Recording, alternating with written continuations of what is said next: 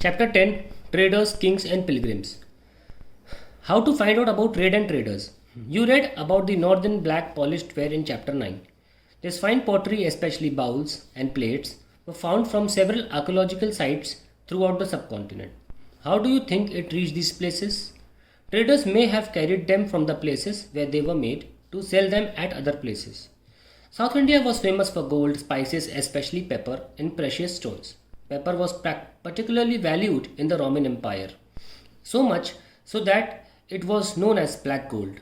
So traders carried many of these goods to Rome in ships across the sea and by land in caravans. There must have been quite a lot of trade as many Roman gold coins have been found in South India. Traders explored several sea routes. Some of these followed the coasts. There were others across the Arabian Sea and the Bay of Bengal, where sailors took advantage of the monsoon winds to cross the seas more quickly. So if they wanted to reach the western coast of the subcontinent from East Africa or Arabia, they chose to sail with the southwest monsoon, and sturdy ships had to be built for these long journeys. New kingdoms along the coasts. The southern half of the subcontinent is marked by a long coastline, and with hills, plateaus, and river valleys. Amongst the river valleys, that of the Kaveri is the most fertile. Chiefs and kings who control the river valleys and the coasts become rich and powerful. Sangam poems mention the Movendar. This is a Tamil word meaning three chiefs, used for the heads of three ruling families, the Cholas, Cheras and the Pandyas, who became powerful in South India around 2300 years ago. Each of the three chiefs had two centers of power, one inland and one on the coast. Of these six cities, two were very important: Pohar or Kaveri Pattinam, the port of the Cholas, and Madurai, the capital of Pandyas. The chiefs did not collect regular taxes. Instead, they demanded and received gifts from the people. They also went on military expeditions and collected tribute from neighboring areas. They kept some of the wealth and distributed the rest amongst their supporters, including members of their families, soldiers and poets. Many poets whose compositions are found in Sangam collection composed poems in praise of chiefs who often rewarded them with precious stones, gold, horses, elephants, chariots and fine cloth. Around 200 years later, a dynasty known as the Satavahanas became powerful in the western India. The most important ruler of the Satavahanas was Gautami Putra Sri Satakarni. We know about him from an inscription composed on behalf of his mother Gautami Balashri.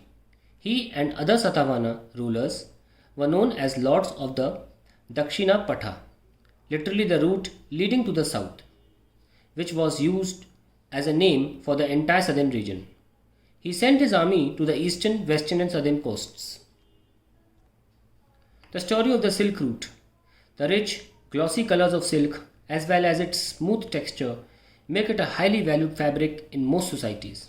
Making silk is a complicated process. Raw silk has to be extracted from cocoons of silkworms, spun into thread and then woven into cloth.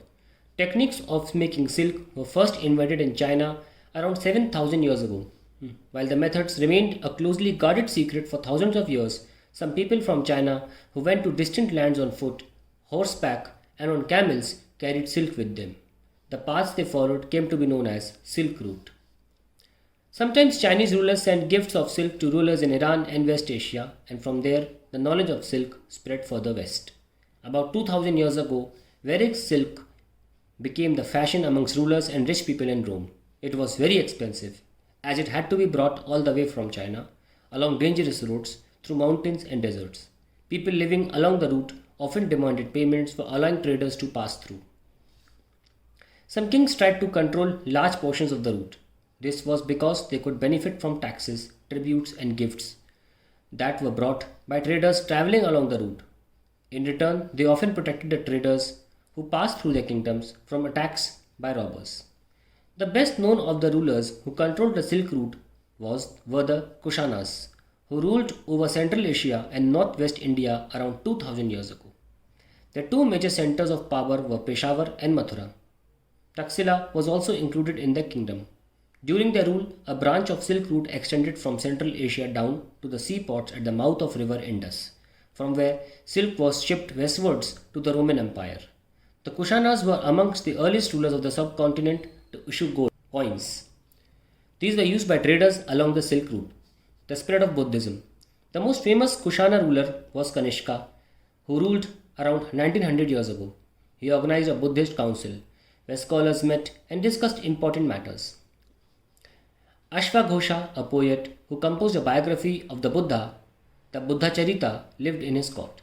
Ashvaghosha and other Buddhist scholars now began writing in Sanskrit.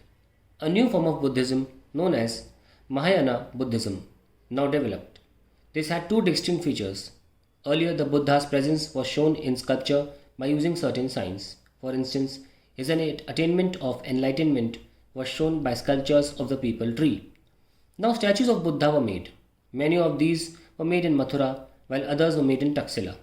The second change was a belief of bodhisattvas. These were supposed to be persons who had attained enlightenment. Once they attained enlightenment, they could live in complete isolation and meditate in peace. However, instead of doing that, they remained in the world to teach and help other people.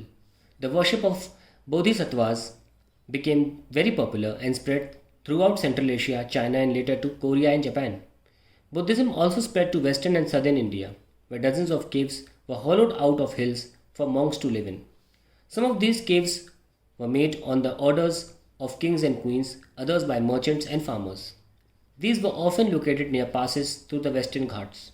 Roads connecting prosperous spots on the coast with cities in the Deccan ran through these passes. Traders probably halted in these caves monasteries during their travels. Buddhism also spread southeastwards to Sri Lanka, Myanmar, Thailand, and other parts of Southeast Asia, including Indonesia. The older form of Buddhism, known as Theravada Buddhism, was more popular in these areas. The quest of the pilgrims. As traders journeyed to distant lands in caravans and ships, pilgrims often traveled with them. Pilgrims are men and women who undertake journeys to holy places in order to offer worship. The best known of these are the Chinese Buddhist pilgrims Fa Xian, who came to the subcontinent about 1600 years ago, Xuanzang, who came around 1400 years ago, and Ai Qing, who came about 50 years after Xuanzang. They came to visit places associated with the life of Buddha as well as the famous monasteries. Each of these pilgrims left an account of his journey. They wrote of the dangers they encountered on their travels, which often took years of the countries, and the monasteries that they visited and the books they carried back with them. How Fa Xian returned to China. Fa Xian began his journey back home from Bengal. He boarded a ship belonging to some merchants. They had barely travelled for 2 days when they were caught in a storm. The merchants began throwing their merchandise overboard as to lighten the load and save the ship from sinking. Fa Xian threw away his meager personal belongings but clung to his books and the statues of the Buddha that he had collected. Finally, the storm subsided after 13 days. This is how he describes the sea. The sea itself is boundless in extent. It is impossible to know east or west, except by observing the sun, moon, or stars in their motions. If it is dark, rainy weather, the only plan is to steer by the wind. It took him more than 90 days to reach Java, where he halted for 5 months, before boarding another merchant ship that took him to China. Xuanzang, who took the land route back to China through the northwest and central Asia, carried back with him statues of the Buddha made of gold, silver, and sandalwood, and over 600 manuscripts loaded on the back of 20 horses. Over 50 manuscripts were lost when the boat on which he was crossing the Indus capsized. He spent the rest of his life translating the remaining manuscripts from Sanskrit into Chinese. Nalanda, a unique center for Buddhist learning. Xuanzang and other pilgrims spent time in studying in Nalanda, Bihar, the most famous Buddhist monastery of the period. This is how he describes it. The teachers are men of the highest ability and talent. They follow the teachings of Buddha in all sincerity. The rules of the monastery are strict and everyone had to follow them. Discussions are held throughout the day and the old and the young mutually help one another. Learned men from the different cities come here to settle their doubts. The gatekeeper asks new entrants difficult questions. They are allowed to enter only after they have been able to answer these. 7 or 8 out of every 10 are not able to answer. The beginning of Bhakti. This was also the time when worship of a certain deities, which became a central feature of later Hinduism, gained in importance. These deities included Shiva, Vishnu, and goddesses such as Durga. These deities were worshipped through bhakti, an idea that became very popular at this time. Bhakti is generally understood as a person's devotion to his or her chosen deity. Anybody, whether rich or poor, belonging to the so-called high or low caste man or woman, could follow the path of bhakti. The idea of bhakti is present in the Bhagavad Gita, a sacred book of the Hindus, which is included in the Mahabharata. See chapter 12. In this, Krishna, the god, asked Arjun, his devotees and friend, to abandon all dharmas and take refuge in him, as only he can set Arjun free from all evil. This form of worship gradually spread to different parts of the country. Those who followed the system of bhakti emphasized devotion and individual worship of god or goddess, rather than the performance of elaborate sacrifices. According to this system of belief, if a devotee worships the chosen deity with a pure heart, the deity will appear in the form in which he or she may desire. So the deity could be thought of as a human being, lion, tree, or any other form. Once this idea gained acceptance, artists made beautiful images of these deities. Bhakti comes from a Sanskrit term bhaj, meaning to divide or share. This suggests an intimate two-way relationship between the deity and the devotee.